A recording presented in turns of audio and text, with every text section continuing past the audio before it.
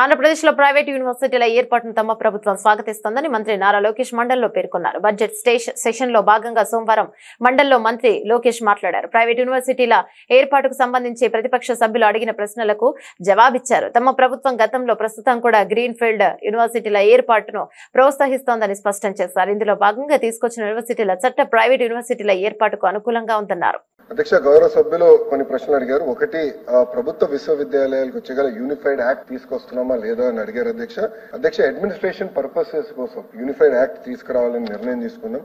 ఎందుకంటే ఒక్కొక్క యూనివర్సిటీ ఒక్కొక్క రకంగా నిర్వహిస్తుంటే దానివల్ల ఎస్పెషల్లీ రిక్రూట్మెంట్ వచ్చేగల మళ్ళీ కంటెంప్ట్ ఆఫ్ కోర్ట్ కేసెస్ వచ్చే మంత్రులకే కంటెంప్ట్ ఆఫ్ కోర్ట్ కేసెస్ వచ్చినాయి. గతంలో బొత్స గారు కూడా విద్యాశాఖ మంత్రి ఉన్నప్పుడు ఆయన పైన కూడా కొన్ని కేసులు వచ్చినాయి అధ్యక్ష.